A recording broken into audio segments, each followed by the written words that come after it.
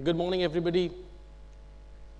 This is definitely a different morning for me because in most of the days, I'm in the hospital in this part of the time doing some procedures or seeing patients. But today, I've come here to probably share my thoughts about a question that has baffled me and probably baffled some of you regarding the pandemic that is happening in the world for the last couple of years, that is COVID itself. The last pandemic that the world saw was almost 100 years ago, and I think many of you might be thinking that are we the unfortunate generation to go through this loss and suffering, or maybe not.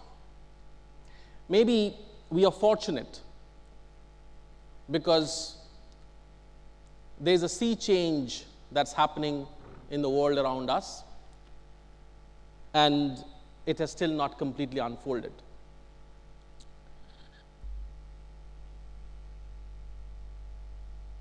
I will start my talk by alluding to one of the mythological stories from Mahabharata. I'm interested in mythology. This is a story about the end of the Kurukshetra war, when you can see Krishna and Arjun, and Krishna takes the Pandavas to a decapitated head of a warrior, which you can see right on top of the hill beside Kurukshetra.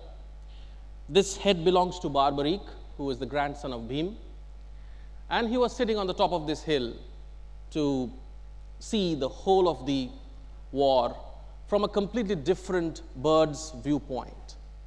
You know, when you are in the middle of the crisis in a battle, you basically look at what is happening around you. You can't see the whole of the pie. We are limited by our angle of vision.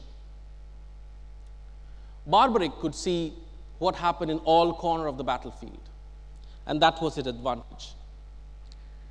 Krishna wanted to ask a question, that who was the real hero in this war of Kurukshetra? Who was the greatest warrior? Who came out victorious? And when he took the Pandavas to Barbarik, he actually laughed and said, there was no hero in this war. There was no great warrior because nobody actually won this war. I won't go into the discussion about this reply, but I just want to make a point from this story that sometimes you really need to step back when you are in the middle of the crisis. You need to look at the crisis from a different viewpoint, from a different angle, which will change the way you see things. Barbarik's wisdom was acquired wisdom. It was a portable wisdom. And unlike knowledge, unlike technology, this wisdom never goes obsolete.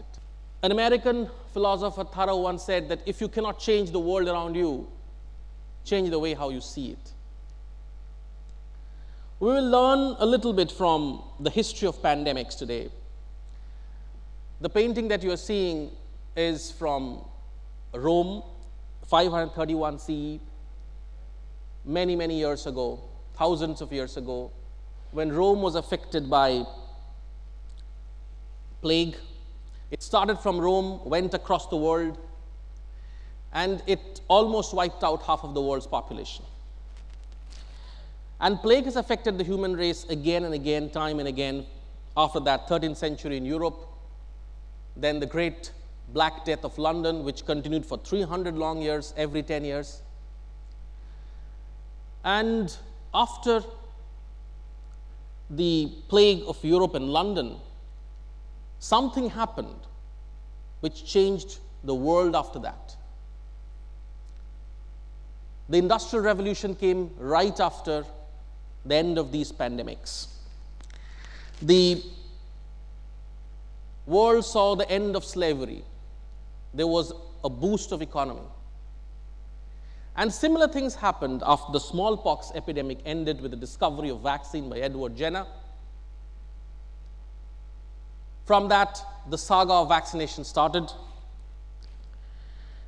The cholera epidemic in London ended with the birth of public health. And this is a picture from Spanish flu in 1920, 100 years back. And Spanish flu happened amidst the war. World War was happening.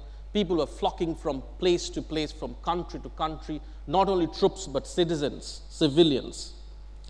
There was very poor understanding of health, hygiene, viral diseases, and people realized that after millions and millions, maybe around 50 million people died in this epidemic, people realized that health cannot be in the hands of an individual. There is a need for socialized health care. Nobody before this knew what is socialized health care. It started from Russia, and then other Western European countries embraced it. And today you know some of the most successful healthcare systems of the world, like the National Health Services in England, in Australia, Canada, all of them are socialized healthcare systems. And this is today's COVID. We have actually already achieved a big feat in this pandemic, because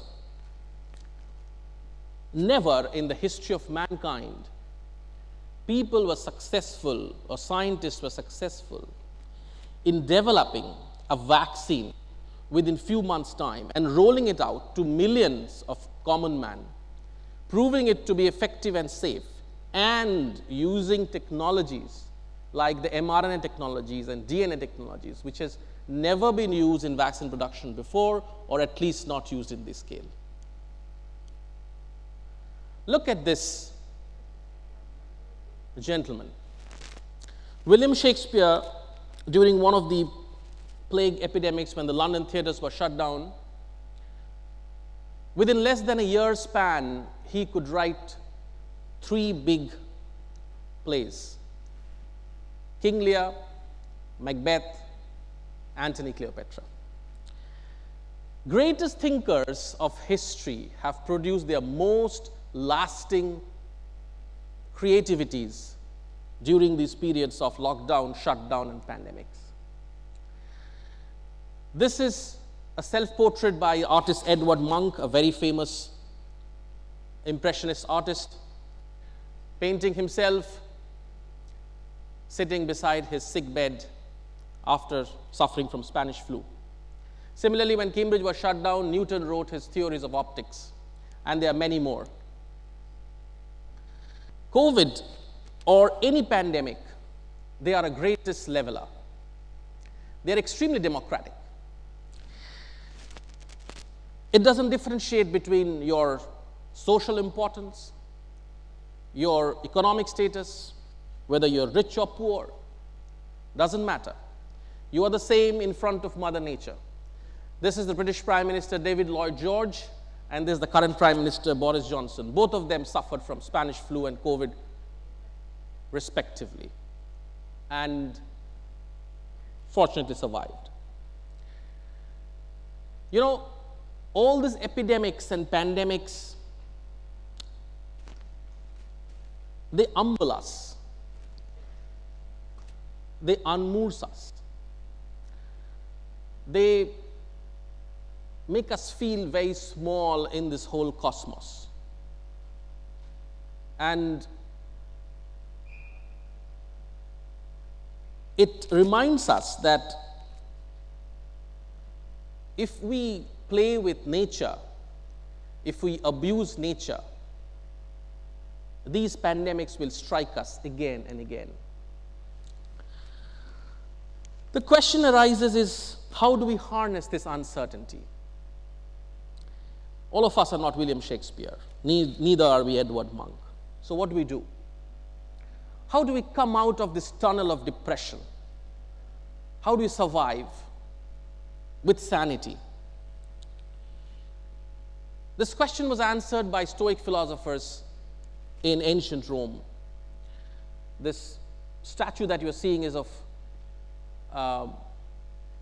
late Stoic writer and emperor of Rome, Marcus Aurelius. His writings you can read till now. And Stoics believed that most of the time our problem with a particular thing is not the thing itself, but our judgment about that particular thing. It is important that sometimes if we cannot change things happening around us, we adapt to it and accept it. It is also important, according to the Stoics, that we contemplate calamities, because calamities which are contemplated is calamity diminished. In similar lines, the French author Albert Camus wrote that, do you feel suddenly that you are working on a seemingly fruitless, useless project? Good. That means you have at last grasped the absurdity of life. Epidemics are like a mirror to the humanity. It exposes our moral relationship with other human beings and with our nature. One good example is, one heroic example is the creation of an organization called Doctors Without Borders, which started happening after the Ebola epidemic in North Africa. And this is the group of healthcare workers who decided to move across continents wherever necessary, wherever an epidemic has struck. But on the opposite side, epidemics don't happen randomly. Epidemics happen because microbes find ecological niches to expand, created by us along the fault lines of poverty, inequality, abuse of nature, pollution, when we burn down our forests, and there is tremendous socio-economic disparity that happens within the same city. We have to understand and realize, and these epidemics teach us, that we are a part of a huge cauldron. We are all in this together. If something happens to one person somewhere, it can happen to every person everywhere.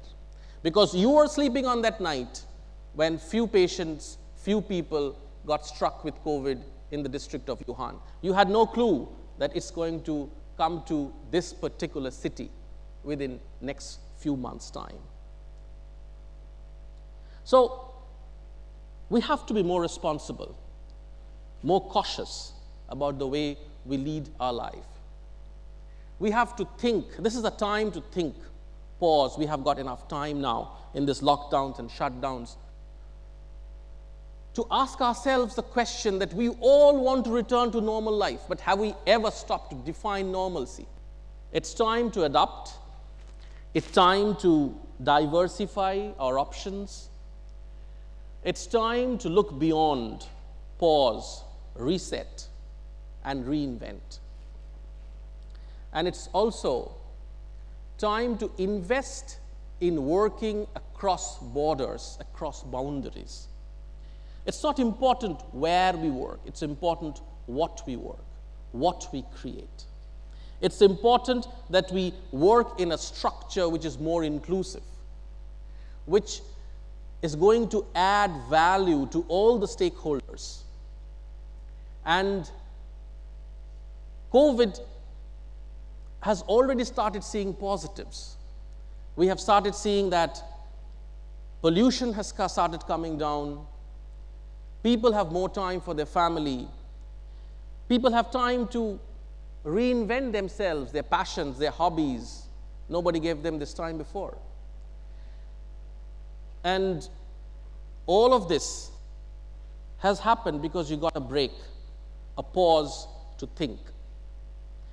And we need to, in the same lines, continue working, keeping in mind the principles of compassion and empathy.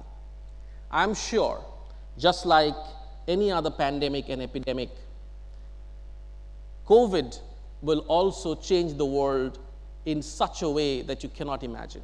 So keep your seatbelts fastened. Thank you very much. Thank you. Thank you.